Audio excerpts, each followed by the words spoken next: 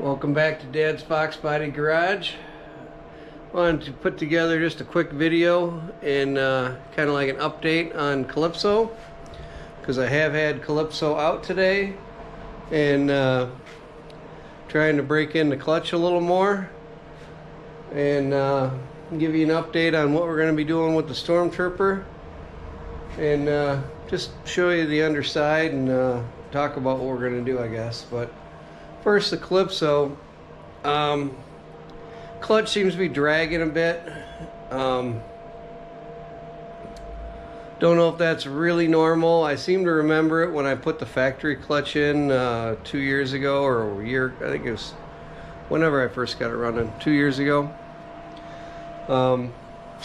This guy here, you know, pedal was low and it seemed like it grabbed real low, and then over time it kind of broke in and the pedal came up a little bit.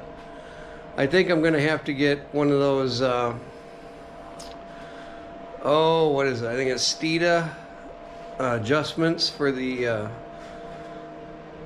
firewall to put on the cable to get a little more adjustment, because when I put it all together I almost used up all the adjustment on the cable itself. Clutch pedal is horrible to press down. Horrible. It's hard. I mean, it's hard. And not loving that. We'll see how that goes. There's other clutches out there, but you know, this is good enough for now. Maybe in a couple years we'll change it out. If I don't get used to it. You know, if I decide that it's too much, I'll change it. But I took it out, started breaking it in, just driving it around. It's kind of a cold day, 45-ish degrees here in Michigan, and got on it a little bit. Clutch holds nice. It's a little bit chattery out of the hole, but maybe that'll go away. Maybe that's part of the break-in period. I don't remember that one chattering. But it's a different animal. One thing that did come back, unfortunately, is rear main seal appears to be leaking, which seems impossible to me because it wasn't leaking just running and, you know, driving calmly, but as soon as I get on it, it's leaking. That kind of tells me that maybe I have a crankcase ventilation issue where my catch can system probably is a restriction and I'm pushing oil out. I will try to disconnect that and just run lines straight down, you know, away from the headers and all that, and see if my leak goes away. If that goes away, then I know I have a restriction, which I wouldn't doubt it, because now that I'm putting more boost into it, I'm going to be creating more pressure, and that was just an Amazon catch can, so I may need something more substantial. You know, I have like 2 tubes going into a T and then going into the catch can, so it doesn't really surprise me, but just at the same time, you know, it just makes me shake my head because I just had all that stuff clean down there. And I noticed that my water pump leak that I had 2 years ago is back. It's coming out of the backing plate of the water pump. So that's kind of annoying. I did put some of that little powdery crap in there a couple years ago and it went away, but appears to be back, and it's kind of misting around everything on the front of the engine, so now everything's a mess under there. So that's nice. But project for another day. As far as the clutch working and all that stuff, that's all fine. Just have to do a little work on the catch can system, I think, because I know that seal was in really good shape, and I put that sleeve over the crank, so there should be no problem there. And yeah, I think that problem's going to solve itself with catch can system. The car runs and drives great. It just wants to rip your face off when you get into the gas. It's really something. But there's some stuff. I mean, there's always something to do with hot rods, right? Something's always breaking, leaking, whatever. Speaking of which, Stormtrooper. Not so much of a hot rod, you know. Like I said before, it's a stock Mustang with Steeda springs and lowering springs, thrush mufflers, and I have a 410 rear end in it. But let's go underneath here and I'll show you what's going on here.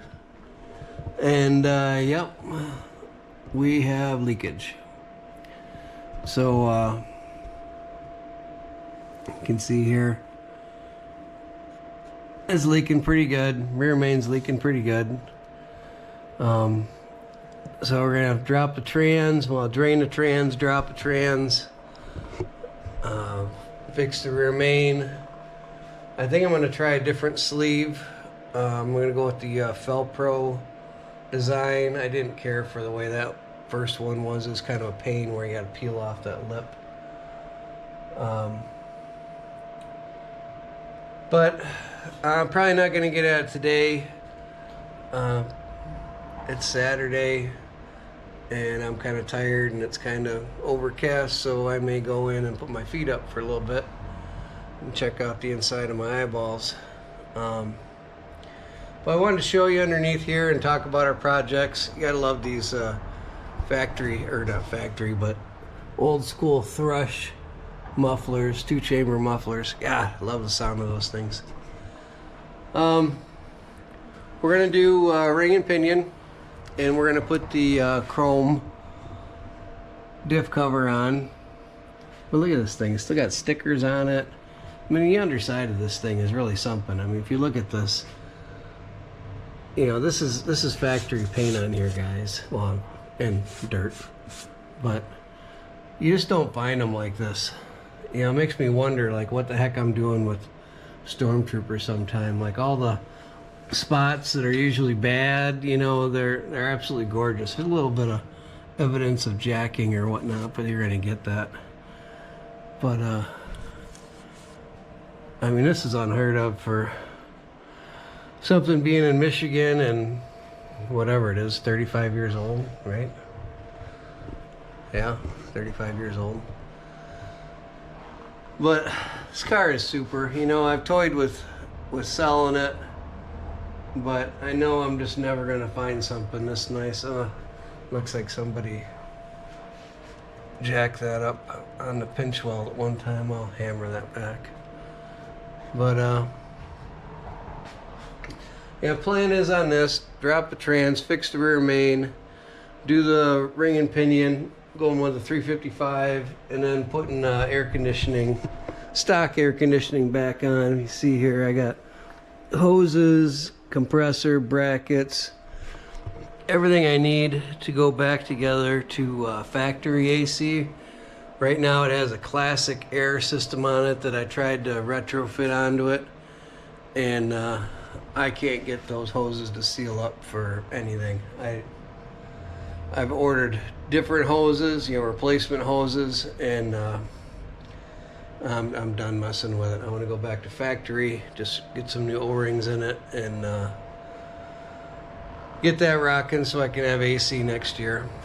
So thanks for coming along. Like I said, it's just a quick video, and you know, talk about these leaky old Mustangs. You know, I mean, my lord, it's like, yeah, it's one step forward, 2 steps back, it seems like sometimes, you know. But you know, that's Fox life, I guess, right?